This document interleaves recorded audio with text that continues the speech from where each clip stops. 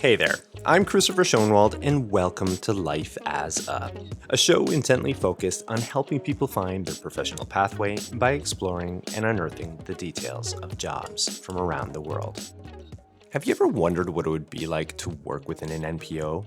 What about leading one? When I got thinking about this myself, I have a basic idea and overview of what it could be about, but I really don't know much more beyond that. So that kind of led me to thinking, well, it's about time that we have an individual within that space, someone who has been running an NPO and creating social impact change on scale onto the program to learn more about this line of work. So that's exactly what I have for you today. We have this guest who has this really important cause that he's working on within his organization, and we get into it all as far as what his organization does, some of his roles and responsibilities, and his backstory. How he got into social impact work.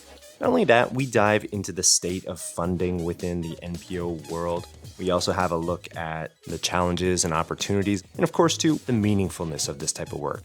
Beyond that, there's this really engaging story of an up-and-coming social impact cause leader that you're not going to want to miss. So I certainly encourage you to stick around and check out this conversation. It was truly inspirational, and I think you're really going to like it. So let me more formally introduce you to our guest today, and we'll welcome to the program.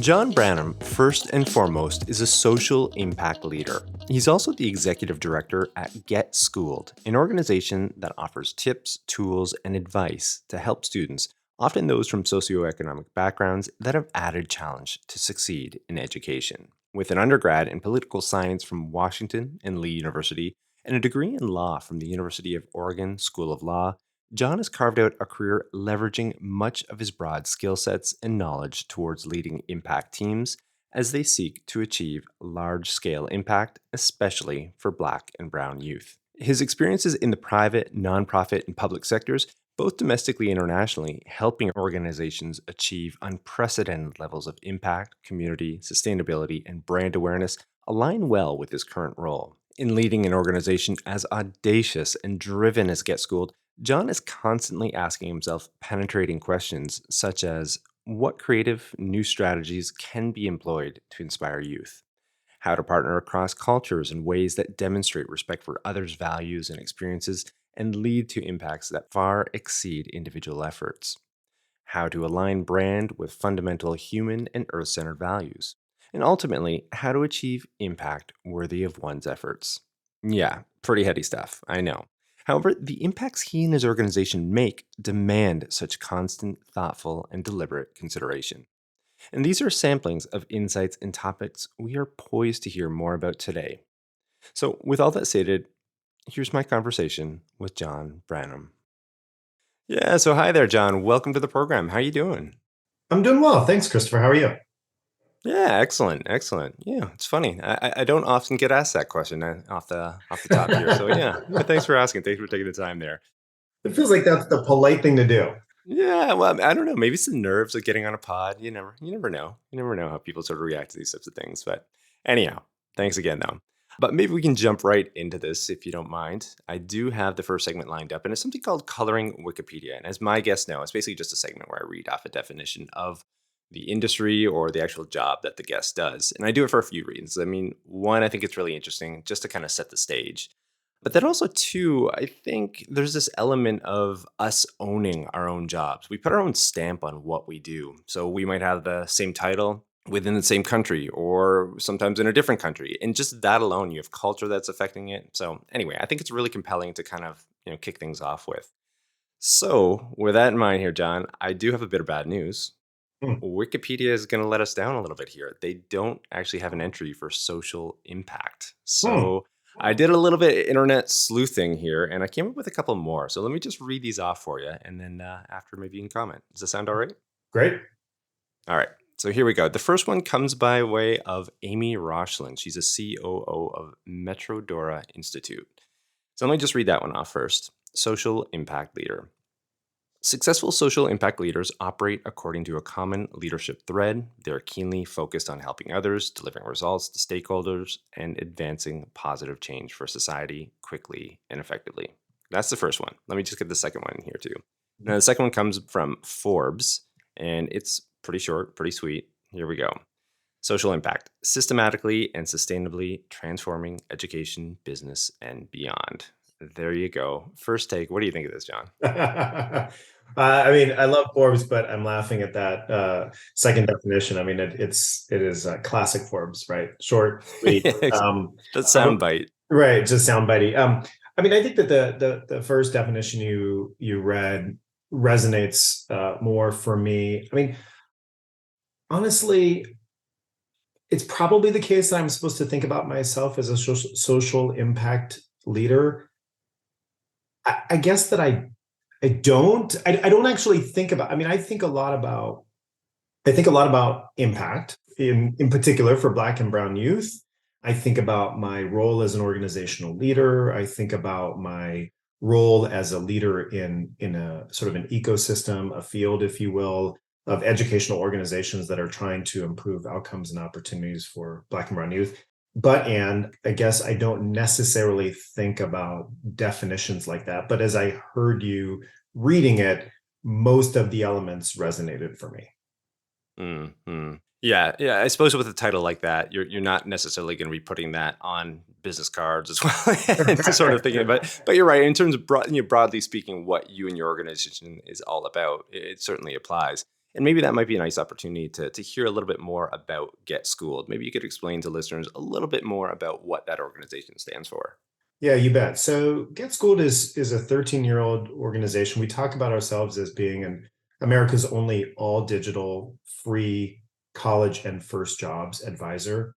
We were founded by the Gates Foundation and Paramount, the big media company, in response to a national challenge that existed 13 years ago and unfortunately hasn't changed much since, which is that the high school, college, and career counselor to student ratio in America is about 1 to 408.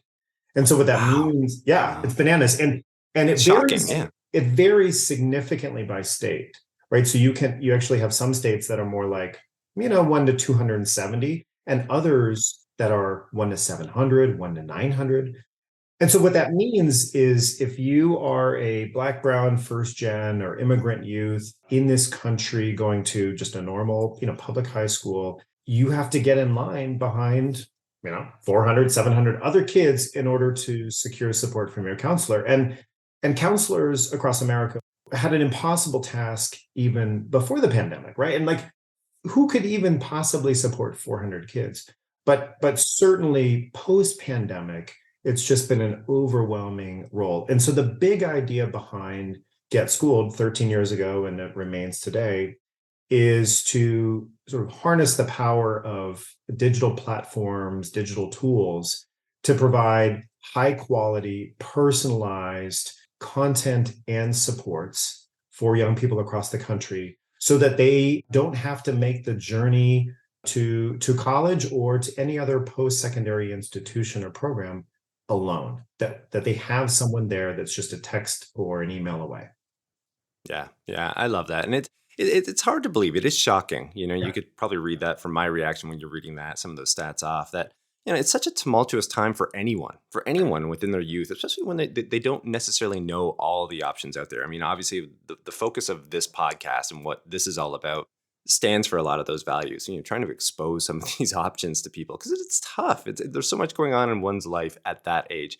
And then you add on that layer of, socioeconomic disadvantage, coming from some of these backgrounds where they have even less in the way of guidance and support. So, I mean, yeah, I definitely get behind the organization and what it stands for. It's critically needed. Again, with stats like that, it really, yeah, it goes a long ways. And, when I was researching for this talk, I see that you've served served millions of students Yeah. essentially in reaching out and helping put Yeah. them in situations where they are setting up their future for positive outcomes. So, Yeah. yeah.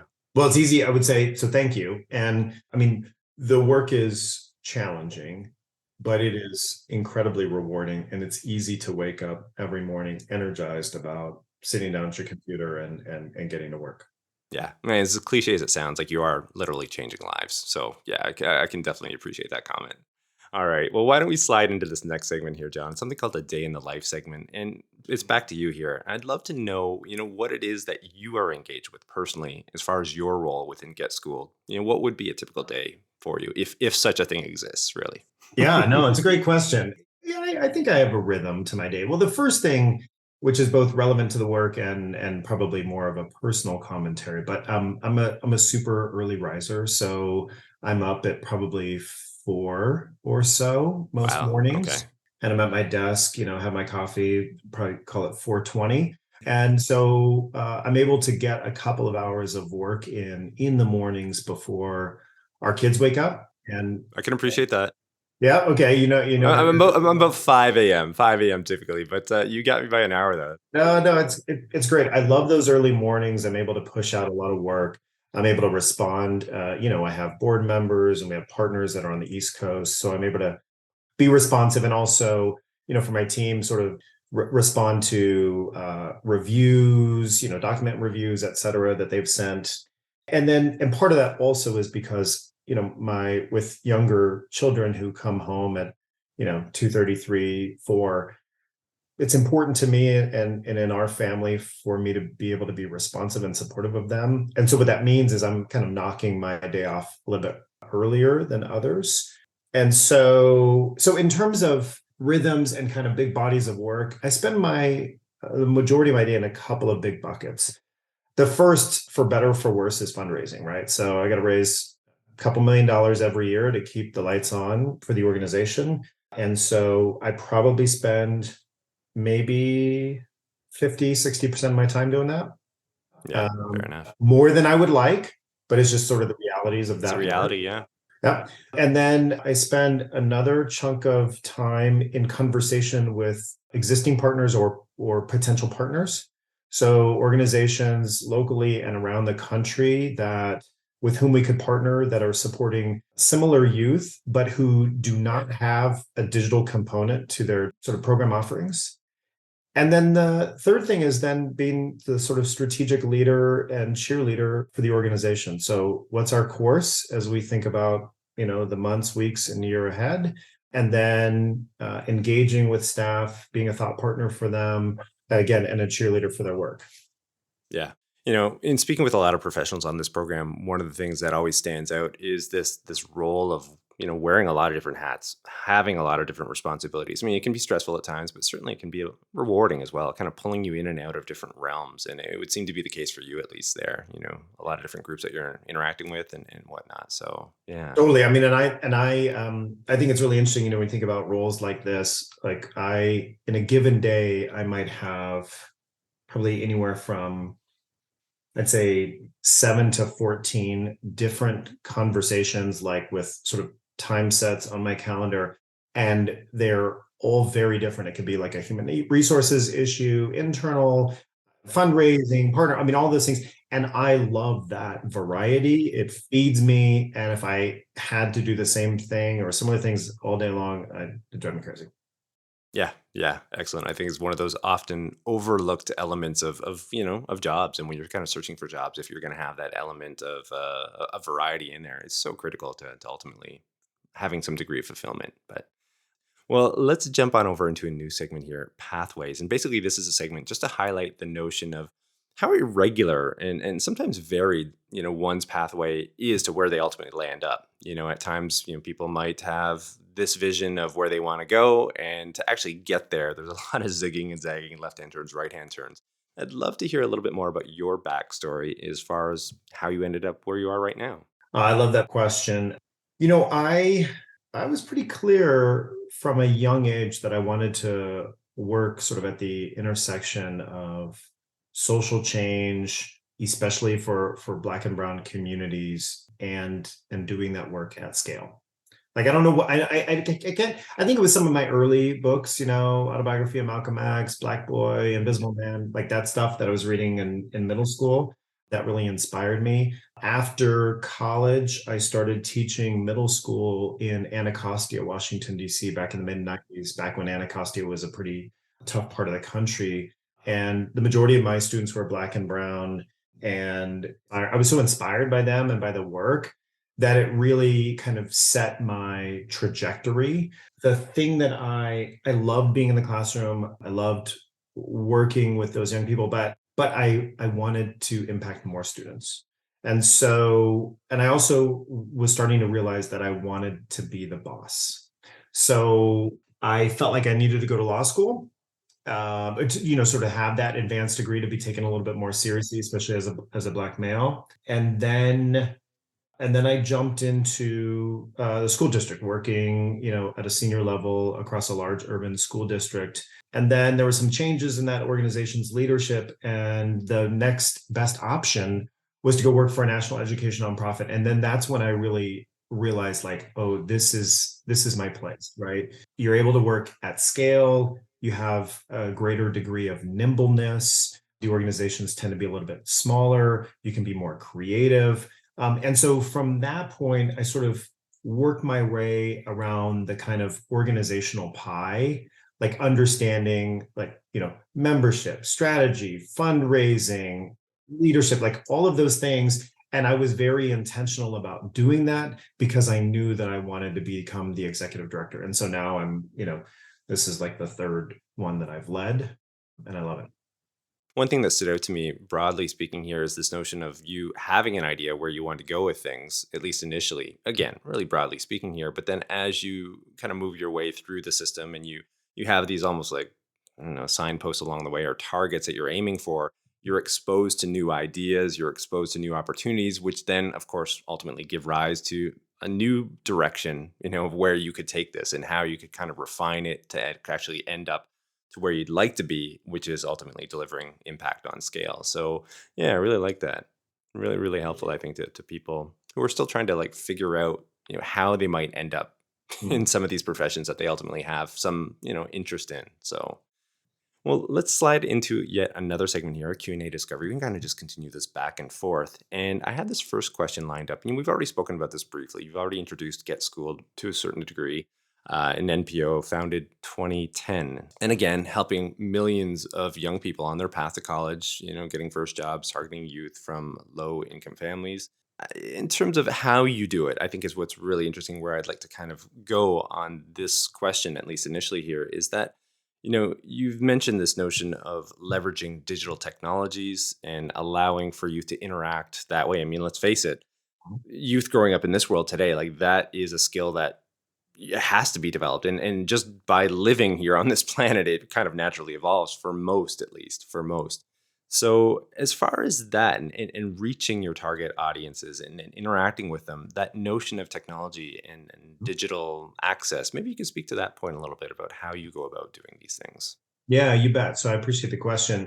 So the first thing is to just sort of affirm, we talk about that we work in support young people in three journeys. The first is accessing and sort of being prepared for to continue their education after high school. So kind of accessing post-secondary.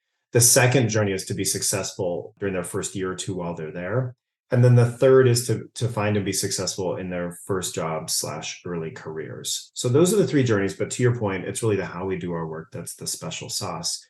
So the first core element is that we're content creators. So we look at what the research shows are the major drivers of success within each one of those three journeys, and then we actually curate content. But what makes our content special and unique is that all of the content is mobile first. It's all research based. It's culturally relevant. It's engaging. So that might look like a 2.5 minute video, say about the FAFSA, right? And that video might be delivered by a 26-year-old Black female HBCU grad who says, look, young people, the FAFSA is really important. Without it, it's going to be almost impossible to go to college. Here are the three things you need to know.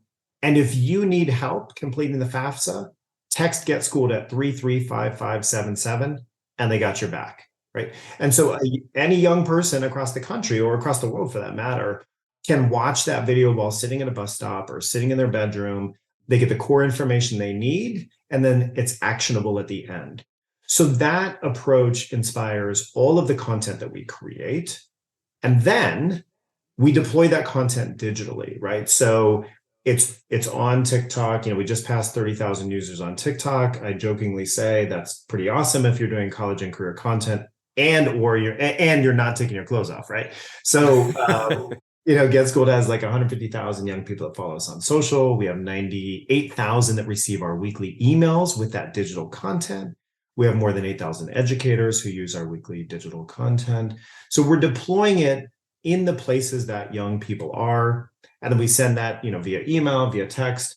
And then the last thing that we do is we follow that content up that's deployed digitally with personalized support. So we help thousands of young people every year by reviewing their college application essays. We will help them complete the FAFSA. We review their resumes. So all of those very tactical pieces that can actually help young people take that next step in their progress. The word that comes to mind is just comprehensive, the comprehensive nature of it all. And in researching for this talk and you and whatnot, of course, getting into the Get Schooled site, the thing that stood out to me there right away is what you're just speaking of, like just the how it presents itself. I think a lot of NPOs do a lot of wonderful work out there and have maybe to a degree similar aims and whatnot. But what really struck me about Get Schooled and how it approaches this is, like you said, I mean, it is 100% top to bottom geared towards youth. So the way, like the interface, basically, like the design of it, who's speaking to the youth. Like you said, you have people that have perhaps gone through the system or have experienced hardships themselves that are speaking directly to people that you Yes. want to target. I mean, that stuff resonates. It has to resonate. And it's strange to me that a lot of other NPOs aren't necessarily doing this. But to your point, I mean, you're really buying into it all. And again, I mean, the results speak for themselves and say like what you were just reading off in terms of some of those stats of, the people that are following you, that are believing it, that are getting behind the organization.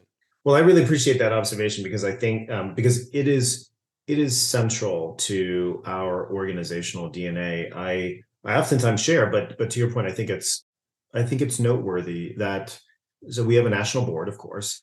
70% of our national board are Black, Brown, and or first gen folk. 68% of our staff are Black, Brown, first gen. We have a national youth advisory council. They intern with us remotely for an entire year. We pay them well. They are deep thought partners with us, and they are 100% Black, Brown, first gen. And then the young people we serve across the country, 64%. And so I oftentimes sort of say, I mean, it's a point of pride, but it's also important to have that symmetry, that continuity, and especially as an all digital platform, because young people aren't meeting with us in person. And so the most important piece then, or element of that equation is building trust quickly. So we wear our values and our experiences on our sleeves intentionally so that we can, as a way of sort of inviting young people to say, look, we're really in your corners 200%. Let us know how we can be helpful. Makes complete sense. Love that. Well, I have this other question here, and it's in line with, I guess, understanding, the segments that you're trying to affect, right? And certainly there are some challenges. We've already sort of outlined some of them already. As a leader, how do you go about targeting the most pressing ones, I suppose? I mean, there's certainly challenges across the board, society, especially within North America and America in particular, there's some challenges there, no doubt. There's only so much you can do as an organization as well. So how do you, in essence, target? These are the ones that we have to, like, it's almost like triage. We have to Yeah. address these first, and then we can fan out and sort of address some of these other issues. Well, and so are you speaking to which people did we support or on which issues? Broadly speaking, both. I mean, those from socioeconomic backgrounds, Yeah. Black, Brown youth that, Yeah. that do have these challenges. Yeah. So no, I appreciate that. It's interesting because what I would say is, to my knowledge, I believe this is true.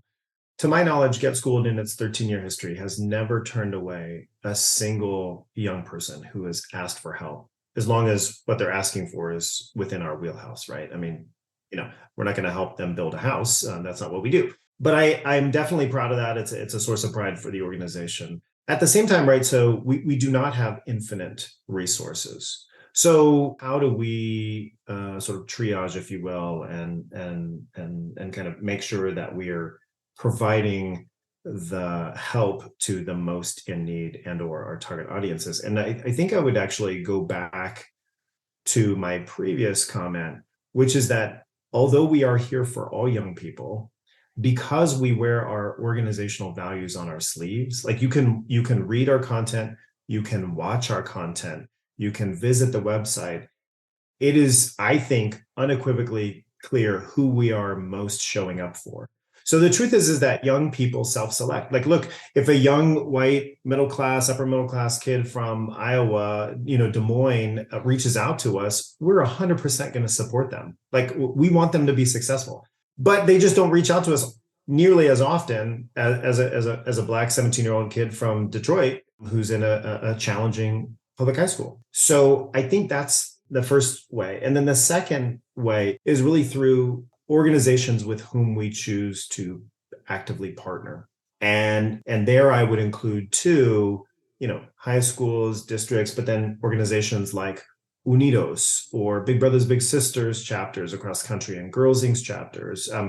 We want to be the digital partner of organizations that are primarily serving Black, Brown, first gen, and immigrant youth across the country. Yeah, love it, love it, love it, love it. All right. Well, in terms of, I guess, the organizations that you are working with outside of that, and returning to this point of some of the strategic partnerships and organizations that are helping to support your aims and causes, you've already mentioned a couple, as far as Paramount Pictures, Bill and Melinda Gates Foundation. But since then, I mean, you guys have been pretty busy. Just again, in researching this, you have the NFL Foundation, Air Jordan, Comcast, Carnegie Corporation of New York, and several others. Talk to me a little bit more about your role as far as managing that. I mean, you've touched upon that lightly. I mean, the critical importance of finding these organizations to help keep things afloat and keep, things going. But, maybe you could speak to that point a little bit more. Yeah, you bet. I mean, again, it is a big part of my job. It's interesting now to have been, I mean, I think I'm probably pushing 15 years in senior roles of national education nonprofits. I mention that because at this point in my career, I now have relationships with individuals and organizations, but individuals who are funders, where we've worked together for 15 years. We've known each other. We've known each other since before we had kids, and so there's a lot of trust there. You build a body of work people can point to over a long period of time. So I'm super grateful for all of the funders that we have, and we're really grateful, or we're really fortunate rather, to have so many different kinds of funders. I think it points to the value that we offer to our nation. When I joined Get Schooled as executive director, we had far fewer funders. There were a couple, and they were bigger. And as an executive director, I look at that and that makes me nervous, right? Like I'd rather have, I mean, certainly a couple of large funders is great. Don't get me wrong. But yeah. But you want to have a more stable sort of stool.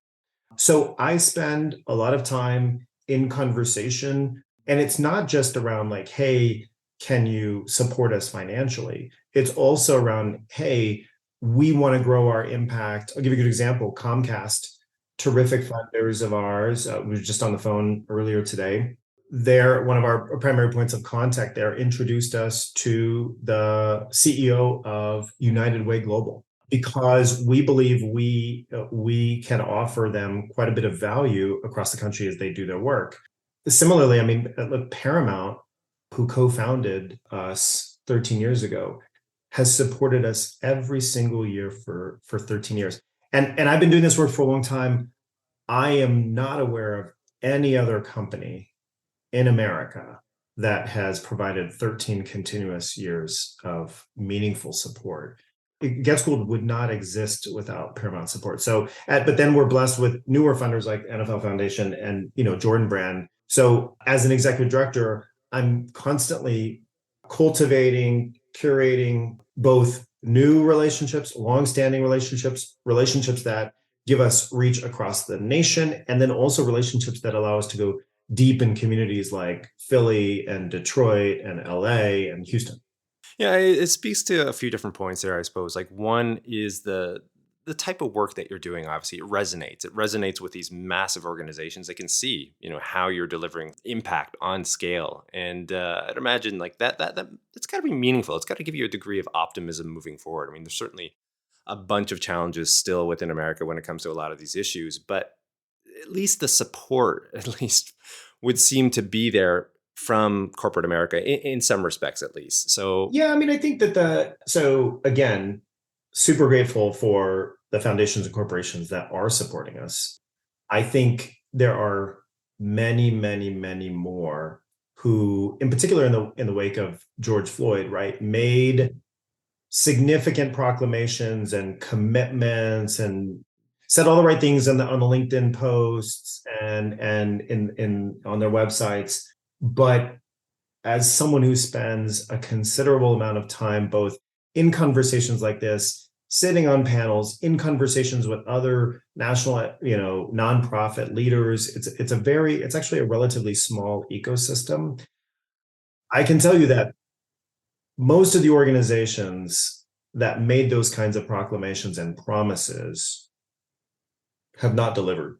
And it has not fundamentally changed how they're investing in communities of color, Black and brown communities. And, a lot of them also went out and, hired, SVPs of DEI, right? But in this latest round of turmoil, sort of economic upheaval and sort of challenging times, the research and the evidence is also really clear that those hires have been among the most fired or, cut. So I think, yes, Get Schooled is resonating. Yes, we are blessed to have many funders. Yes, we are welcoming more to the table. And there are many more organizations who I think need to do the deeper work to really get to that symmetry between the proclamations and the deliveries. So I'm glad you're setting that straight because, yeah, I mean, it's conversations like these that I hope can get out there and advance that agenda because you're right. I mean, like, there's certainly a number of issues there that need to be addressed. And it's one thing to be stating it publicly, like, yes, we care about issue X, Y, and Z, but it's that follow through. It ultimately comes down to that follow through. So, yeah, I'm glad you took the second there to set it straight for us.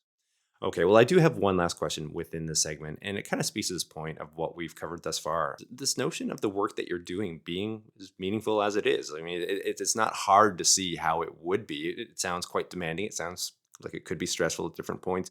But ultimately, like if you're kind of like bringing it right down to the micro level of what you're doing for individuals, and you're considering that, there must be a massive amount of fulfillment when you are considering it from that perspective. Maybe you could speak to that. Yeah, and I appreciate that question. It's interesting because I think on LinkedIn, for example, one of the things that you're really starting to see, and it's certainly something that I've been doing for quite some time, but you're starting to see professionals who are sharing more about their personal lives and the connections between their personal lives and their professional lives. And that for me has always been a sort of deeply intertwined way in which I've lived, that the personal is professional and the professional is personal. And so with respect to your point and your question about impact, I do think about organizational impact all the time. Like that's important. It's an important part of being an organizational leader. But my soul is so fed by the work that I'm fortunate to be able to do with my team every day that I almost don't really think about it. I can't imagine what it would be like to be doing work that was not so deeply rooted in mission. And for me, I can't speak for other people, but for me as a 48-year-old Black male and a father of an 11-year-old and a 7-year-old and two brown-skinned kiddos, it is a tremendous source of pride. And it is extremely important to me to be able to say, here's the work that I'm doing. Here's what I'm trying to accomplish in the world as a symbol for them about how you can engage in this world. So I think more about that, honestly, than I do maybe in other ways. Yeah, yeah. Well, I think you have to. I think that's where the satisfaction can be derived. Is when you can break it down onto that the individual level and see the impact and measure it that way at times. And that's where the fulfillment and the energy to keep driving forward and keep obviously an eye on these macro sort of impacts that you can be having. But it does stem from these, those micro interactions and considering Totally. those. So yeah, I really like that. I'll tell you a quick, I know we got to keep moving. I'll tell you a quick funny story though. Yeah, let's hear it. Well, we're ready for it. Water cooler story segment. Okay. Do you want to tee it up or you want me to just roll? No, go for it. Yeah, go for it. Okay. So, partly because of the pandemic, right? And our kids were here and around me and seeing dad on Zoom and of course seeing mom do her important work as well. And because again, the personal is the professional and the professional is personal. Our kids see mom and dad doing our work every day. So our 11-year-old daughter knows and can recite what dad does because she hears it all the time. So in the fall, she also plays soccer and I coach her team. It's super fun. After a game, we went out to brunch and we were sitting there at sort of a community table. She was in her uniform and we strike up a conversation with a couple, kind of an older couple that was sitting there. They're really engaging with her, blah, blah, blah, lots of chatter. And at some point, the couple says, okay, well, so what do you do? Right. And so my daughter says, hey, dad, can I do this? Right. So I was like, yeah, cool. So she turns and she delivers the whole spiel, get school, mission, like everything, right? Lays it all out for them. And they're clearly impressed, right? Yeah. Then at the end of the conversation, the guy says, listen, he pulls out his business card. He says, hey, I actually run a family foundation in California. Why don't you shoot me an email? Okay. So I sent him an email the next day. And within a week, we had a $20,000 check. And I will tell you, it's not like life-changing money, but that was and I'm going to say this crassly, that was the easiest 20,000. But more importantly, my daughter did all the work, and I told her, I said, look, we got a $20,000 check. She was like, what? A few more trips to the ice cream shop for her. I know. I was like, boy, you gotta like, I should hire you, right? You're going to be our front person. So super fun. That's awesome. The complete buy-in there. And as a parent, you forget sometimes the rub-off effect that you have on those that are around you. Even for me in this program here, like I've got kids around the same age. I got a 10-year-old and a 7-year-old. Oh, yeah. And my older girl, she's always asking me, she's like, hey, Dad, who do you have on? And then I go over it and I break it down to a level where she can understand. But it's this idea, and she'll ask these questions. She's really inquisitive and curious, and that's where it begins, though. It's these little things. Yeah, I really like that. Thanks for sharing that. Yeah. Well, we are heading around the bend in this last segment here, something called a crystal ball segment. As the name implies, we're usually looking towards trends, predictions, so on and so forth. So we've spoken to this point already to a degree, but it's this notion of technology and digital transformation and all that's going on within that space. And again, we know by now you guys are all in on this in terms of leveraging that to interact with, who you engage with. But maybe we could return at that point. And technology is certainly evolving right now. And as a tool moving forward, maybe you could shed some light on how you approach that, maybe strategically or... It's a great question. I mean, I think, all of our worlds were sort of collectively rocked, a couple of weeks ago with Chat GPT, right? And yeah. Whoa, wait a minute, what? They exactly, caught everyone by surprise. So I think, the rate of change and sort of acceleration in some segments of technology is remarkable. I think the adoption or the usage of ChatGPT, for example, has been unprecedented. But you look at, and not to pick on Meta, but like today they announced another 10,000 cuts on top of 11,000 in December or something like that. So you got 20,000, and I don't know where those cuts are going to be in the organization, but a big part of Meta struggles have been because of their other reasons, but also their move into the Meta space, Meta, whatever. And so I think I offer those two examples of like, you both see, rapid sort of expansion and growth in some areas and potential deep retractions in others and uncertainty. I think at Get Schooled, two thoughts. One, with respect to technology, maybe three. One, all of the young people we're serving are digital natives. They expect that whatever programs they're engaging in have a digital component. The notion that there not be is, I think, just deeply antiquated. And I would invite our adult listeners to think about that and the implications for that for their work. I think the second thing is that the technology, like with respect to, for example, Chat GPT, we're thinking about how in this soon to evolve era, or soon to arrive era, how can Get Schooled remain and increase its value proposition as an organization anchored in truth, right? Because one of the things that we know about Chat GPT is that it is not good at discerning fact from fiction, right? And especially for young minds who may be less well trained in that, that's going to be enormously valuable. So we see that as an important role that we can play going forward in technology. Yeah, I love that point about ChatGPT. I mean, I think that's for a lot of people that there's some fear there. I mean, there's excitement and there's fear. On the job side, it's going to come, it's going to eliminate my job.